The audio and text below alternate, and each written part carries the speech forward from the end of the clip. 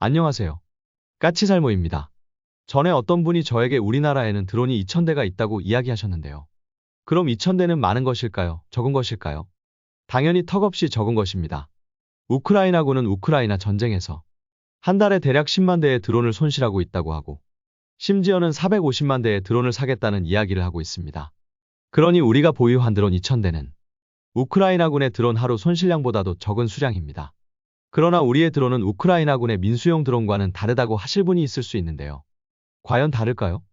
우리나라가 보유한 드론 2000대 중에서 대략 절반인 900대 정도가 현재 대대급 드론으로 운용 중인 리모아입니다. 사람이 손으로 들고 던져서 이륙시키는 소형 드론입니다. 우리가 보유한 대형 드론의 숫자는 극히 일부에 불과하고, 우리도 2000대의 대부분이 소형 드론입니다. 결론은 미래전에서 우리가 필요한 소형 드론의 숫자는 몇천 대 단위가 아니라 몇백만 대 단위로 필요한 것입니다. 당연히 우리 군도 이걸 너무도 잘 알고 있고, 그래서 제가 요즘 계속 드론 이야기를 하는 것입니다. 현재 우리 군은 드디어 소부대 단위에 보병부대에서 활용하는 소형 드론을 대대적으로 도입하기 위해서 준비 중이고, 그리고 특히 그 중에서도 공격형 드론은 풍산이 중심이 되어서 준비 중입니다. 그리고 특히 우리가 대량의 소형 공격형 드론을 도입함에 있어서 중요한 게 드론탄입니다. 그럼 드론탄이란 무엇이냐라고 했을 때, 말 그대로 공격형 소형 드론들에서 사용할 탄두를 이야기하는 것입니다. 그래서 오늘은 바로 그 이야기를 집중적으로 할 생각입니다. 그 전에 앞서서 몇 가지 소식을 전하자면요. 북한이 드디어 만들고 있던 조기경보기의 사진을 공개했는데요. 솔직히 생긴 건 러시아의 A-50 조기경보기 같이 생겼는데, 뭐 색다르다는 느낌은 들지만 별로 위협적이지는 않고요. 결론은 실제 전쟁을 한다면 저런 조기경보기는 우리에겐 좋은 먹잇감에 불과합니다.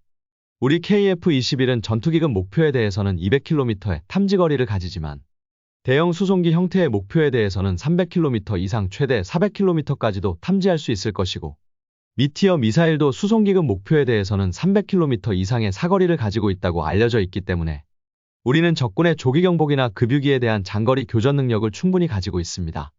그렇기에 솔직히 저 정도의 목표는 실제 전쟁이 일어난다면 우리의 좋은 먹잇감에 불과할 뿐입니다. 북한이 아무리 저런 걸 도입한다고 해도 우리에게는 전혀 위협이 되지 않고, 북한이 보유한 무기 중에서 유일하게 우리에게 위협이 되는 건 역시 핵무기일 것입니다. 그렇기에 북한의 새로운 조기경보기는 좀 색다른 면이 있다는 것 빼고는 별로 관심이 가지는 않네요. 그리고 이번에 콜롬비아가 새로 건조하는 호위함에 또다시 해성 대한미사일을 장착한다고 합니다. 콜롬비아 해군의 해성사랑은 상당히 남다른데요. 현재 콜롬비아 해군은 우리나라의 동해급 초계함이었던 안양함을 인도받아서 운용하고 있는데요. 우리가 콜롬비아의 안양함을 인도할 당시 우리나라는 안양함에 해성 대한미사일을 탑재해서 인도했습니다. 그리고 그때 콜롬비아는 해성을 처음 사용해보고 무척 마음에 들었던 것 같습니다. 콜롬비아 해군의 현재 주력함은 독일에서 수입한 알미란데 피디아급입니다.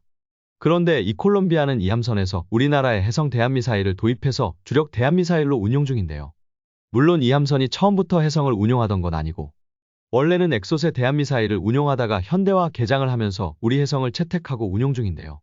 처음에 해성을 시험 발사할 때는 두 발이 전부 명중하지 못해서 문제가 되기도 했지만, 조사 결과 해성은 우리나라에서 운용하기 위해서 만든 대한미사일이었고, 이걸 그대로 남반부인 콜롬비아에서 운용하다가 오류가 발생했다는 게 확인되었는데요. 아무튼 그래서 지금까지 콜롬비아는 우리로부터 인도받은 동해급 초계함인 안양함과, 그리고 콜롬비아 해군의 주력함인 알미란테 피디아급에서 해성을 운용함으로써 지금은 우리의 해성은 콜롬비아 해군의 주력 대한미사일로 자리 잡고 있습니다. 그런데 최근에 콜롬비아는 알미란테 피디아급을 대체하기 위해서 네덜란드의 시그마급 호위함을 선정하고 건조를 준비 중인데요. 이 시그마급에도 우리 해성이 들어간다고 합니다. 그래서 지금 우리 해성을 생산하는 LIG가 시그마급을 건조하는 네덜란드의 다멘조 선수와 협력해서 시그마급의 우리 해성을 통합하는 작업을 하고 있다고 합니다. 한마디로 콜롬비아는 앞으로도 계속 해성을 주력 대한미사일로 운용을 하겠다는 뜻이고요. 우리 해성으로서는 우리나라에서 수출하거나 공여된 함선이 아닌 외국에서 새롭게 신조되는 신형함에 우리 해성을 통합하는 최초의 작업이라고 할 수 있습니다. 그런데 해성은 솔직히 2000년대 초반에 나온 대한미사일로 지금 기준으로는 결코 최신 대한미사일이라고는 할 수 없는데요. 그럼에도 콜롬비아는 해성을 계속 운용할 생각인가 봅니다. 아마 콜롬비아가 이런 태도를 보이는 건 우리 업체의 후속 군수 지원이 원활하게 잘 이루어져서 콜롬비아 해군이 해성을 운영하기 편했기 때문이라고 생각이 들고요. 해성은 나온 지 오래된 미사일이라 더 이상의 추가 수출은 기대할 수 없는 미사일이지만, 무기를 한번 팔고 나 몰라라 하는 게 아닌, 무기를 팔고도 후속 지원을 얼마나 잘해주냐에 따라서 지속적인 수요를 창출할 수 있음을 보여주는 좋은 사례 같습니다. 참고로 현재 LIG는 해성뿐만 아니라 콜롬비아가 새로 건조하는 시그마급에 우리의 청상어 경월에도 제한 중이라고 합니다. 그리고 하나는 이번에 유상 증자로 확보한 자금의 일부를 가지고 미국에 이어서 동유럽과 사우디의 현지 회사와 합작 법인을 만든다고 합니다. 솔직히 이건 정말 잘하는 것이라고 보고요. 우선 유럽은 여러분들도 알겠지만 대대적인 재무장을 선언했고 그래서 막대한 무기를 구매할 것으로 여겨지지만 문제는 그렇다고 해도 여전히 유럽 무기 우선주의를 내세우고 있습니다. 물론 유럽이 이러는 건 미국 무기를 사지 않겠다는 강력한 의지이기는 하지만 그로 인해서 우리나라 무기도 유럽에 판매하는 게 쉽지 않다는 게 문제죠. 그래서 하나는 동유럽 그러니까 폴란드에 현지 법인을 설립하고 특히 천무와 관련된 사업을 집중적으로 한다고 합니다. 거의 경쟁자가 없다고 할 수 있는 우리 K9 자주포와 달리 천무는 번번이 유럽 시장에서 실패를 하고 있는데요. 그래서 제가 항상 유럽 시장을 확대하기 위해서는 현지화가 중요하다고 했었는데 결론은 천무를 유럽에서 생산해서 유럽 국가에 제공함으로써 유럽 우선주의라는 무역 장벽을 넘어서려는 것입니다. 이건 정말 잘하는 일이라고 생각이 들고 이런 모습은 여전히 흑표의 유럽 수출을 위해서 노력하고 있는 우리의 현대로템도 본받아야 할 부분이라고 봅니다. 그리고 사우디는 지금 비전 2030이라고 해서 앞으로 자국군이 사용하는 무기의 50%를 자국 내에서 생산한다는 목표를 가지고 있고 그래서 우리가 사우디에 대한 무기 수출을 확대하려면 사우디 현지 기업과 합작법인을 만들어야 한다고 봅니다. 아마 그리고 결론은 이번 합작법인은 지금 사우디 현지에서 거의 개발이 끝나가고 있는 BO2의 생산을 위해서라고 보입니다. BO2는 결국은 우리 한화에 의해서 개발이 된 무기이지만 사우디의 자금으로 개발된 무기이고 그래서 당연히 사우디 현지에서 사우디 기업에 의해서 생산이 될 것으로 보입니다. 그래서 한화는 현지의 사우디 회사와 합작법인을 만들고 BO2의 생산을 준비 중인 거라고 할 수 있을 것입니다. 이런 점은 확실히 한화가 정말 잘하는 것 같습니다. 지금 우리의 주요 무기 수출국들 대부분이 자국 내에서의 무기 생산량을 늘리려 하고 있습니다. 그렇기 때문에 우리가 무기 수출을 확대하려면 가장 중요한 게 현지화입니다. 우리나라에서 부품을 가지고 가서 현지에서 생산하고 공급하는 게 그 무엇보다 중요한 상태이고 특히 중동과 유럽에서는 우리가 직접 생산해서 수출하는 비중은 오히려 줄어들고 현지에서 생산하는 비중은 대폭 높아질 것입니다. 그렇기 때문에 무기 생산의 현지화는 그 어느 때보다도 더 중요한 상태이고 이번에 한화가 유럽과 중동 현지에서 합작법인을 만들고 현지에서 무기를 생산하려는 정책은 정말 잘하는 거라고 봅니다. 실제로 금융감독원 전자공시 시스템에 따르면 한화는 올해 사우디에 3,500억을 그리고 유럽에는 내년에 2,500억을 투자한다고 나옵니다. 아마 저희 짐작으로는 사우디에 대한 투자는 사우디 현지의 BO2의 생산시설을 건설하기 위해서가 아닌가 하고 내년에 있을 유럽에 대한 투자는 정확히 내용은 저도 잘 모르겠습니다. 어쩌면 유럽 현지의 천무 생산 관련 시설을 직접 건설하려는 게 아닌가 하는 생각을 하네요. 확실히 정말 이 부분은 한화가 잘하는 부분이라고 생각이 듭니다. 그럼 다시 드론 이야기로 돌아와서 저는 얼마 전에 저번 드론쇼 코리아에서 풍산이 각종 드론용 탄약을 전시했고 그리고 요즘 여러 가지 풍산의 드론이 우리 군에 채택된 이유로 바로 풍산이 폭탄을 제조하는 회사이고 그래서 폭탄을 마음대로 만질 수 있는 것에 반해서 다른 회사들은 폭탄을 마음대로 만질 수 없기 때문이라고 이야기를 했는데요.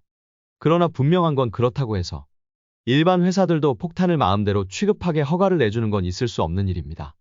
한마디로 말해서 폭탄 취급 허가는 아무나 받을 수 없습니다. 그리고 이건 너무도 당연한 것입니다.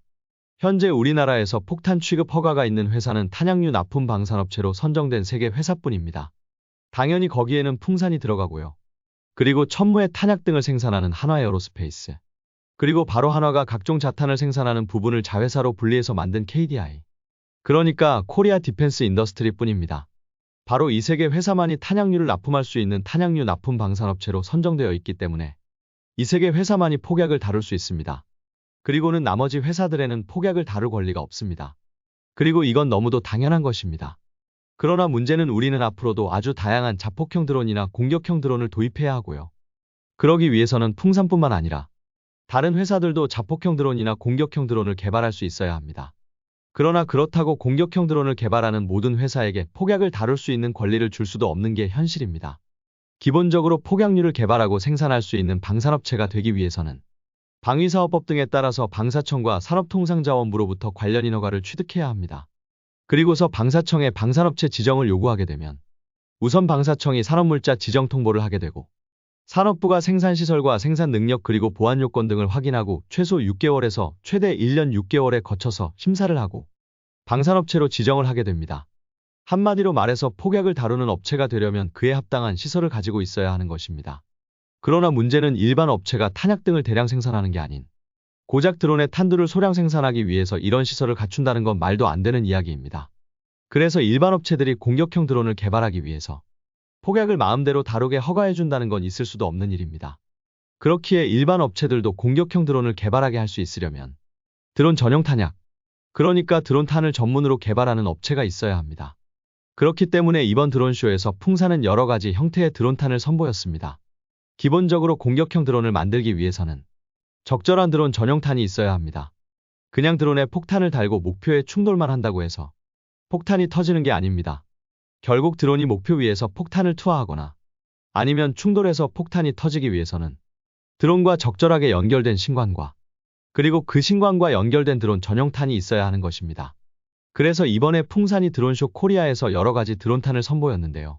그럼 풍산은 왜 갑자기 드론탄을 선보였냐고 한다면 결론은 풍산이 드론탄 방산업체로 지정되기 위해서 준비 중이기 때문입니다. 당연히 폭탄을 제조하는 회사라고 해도 아무 폭탄이나 만들 수는 없고 방사청으로부터 허가가 이루어진 품목에 대해서만 생산이 가능합니다. 그렇기에 풍산이 만일 드론 전용탄을 개발해서 다른 업체에 그 드론 전용탄을 제공하려면 바로 드론탄 방산업체 지정을 받아야 하는 것입니다. 그러나 물론 현재 우리나라에는 드론탄 방산업체로 지정된 회사는 없습니다. 그래서 이것과 관련해서 지금 드론탄 방산업체로 지정받기 위해서 풍산과 코리아 디펜스 인더스트리가 준비 중입니다. 그래서 이번에 풍산은 드론쇼에 아주 여러 가지 드론탄을 선보인 것이고요. 지금은 드론탄 방산업체로 지정받기 위해서 준비 중이고 풍산의 말에 따르면 풍산은 2018년부터 드론탄을 개발하고 있었으며 지금까지 개발한 드론탄의 종류는 10여 가지라고 합니다. 그리고 올해 11월에는 이 드론탄들을 활용한 전투시험을 할 예정이라고 합니다. 물론 드론탄 방산업체 지정에 뛰어든 건 풍산만이 아닙니다. 제가 앞에서 이야기한 것처럼 코리아 디펜스 인더스트리도 드론탄 방산업체 지정에 뛰어들 거라고 하고 있고요. 뭐 결론은 제가 보기에는 이건 우리 군이 무엇인가 한 가지 무기를 도입하는 사업이 아니기 때문에 두 회사가 전부 드론탄 생산업체로 지정이 될 수 있다고 보고요. 이리 되면 드론탄 방산업체로 지정된 업체들은 드론 개발업체의 요구에 따라서 적절한 드론탄을 개발해서 드론 개발업체에 제공할 수도 있고 여러 가지 아주 다양한 드론탄을 개발할 수 있게 될 것입니다. 결론은 우리는 앞으로 어마어마하게 많은 드론을 도입해야 합니다. 못해도 수백만 대의 드론을 도입해야 하고 그리고 당연히 어마어마하게 많은 공격형 드론도 도입해야 합니다. 그리고 당연하지만 드론의 도입 수량도 많아야 하지만 드론의 종류도 정말 여러 가지가 끊임없이 개발되고 또 도입되어야 합니다. 그러기 위해서는 당연히 많은 회사들이 드론을 개발하고 납품해야 하고 그리고 당연히 공격형 드론을 개발하는 회사도 많아야 합니다. 그렇기에 이런 공격형 드론에 적절한 드론탄을 개발하는 업체는 분명히 필요합니다. 당연한 게 모든 업체가 폭약을 다룰 수는 없으니까요. 그렇기에 이번에 풍산의 드론탄 방산업체 지정에 대한 도전은 우리에게는 상당히 중요한 문제라고 생각을 합니다. 우리는 이제는 드론 대량 생산 시대를 준비하고 있습니다. 그렇기에 당연히 공격형 드론에 사용되는 드론탄을 전문으로 개발하고 공급하는 회사도 있어야 하는 건 너무도 당연한 것입니다. 그리고 당연히 그건 기존부터 우리나라에 탄약을 생산해 오던 풍산과 한화가 드론탄 생산도 계속하는 게 어쩌면 너무 당연하고요. 그렇기에 앞으로 있을 드론의 대량 생산과 대량 배치를 위해서 풍산과 한화의 자회사인 코리아 디펜스 인더스트리가 드론 전용탄을 개발하고 그리고 드론탄 방산업체로 지정받기 위해서 준비를 하는 건 어쩌면 너무도 당연한 일이라고 생각이 듭니다. 이제는 드론을 1000대, 2000대를 도입하는 시대가 아닙니다. 이제 우리는 드론을 몇백만 대를 도입하는 시대에 접어들고 있습니다. 그리고 우리 업체들은 이런 새로운 시대에 대비를 하고 있고 그 중에 하나가 드론 전용 탄약, 그러니까 드론탄을 개발하는 회사의 탄생이라고 할 수 있을 것입니다. 어떤가요, 여러분? 여러분은 우리 군에 몇 대의 드론이 필요하다고 생각을 하시나요? 저는 최소 수백만 대 이상은 필요하다고 봅니다. 그리고 우리는 그걸 준비해야 합니다. 이상 영상 봐주셔서 감사합니다.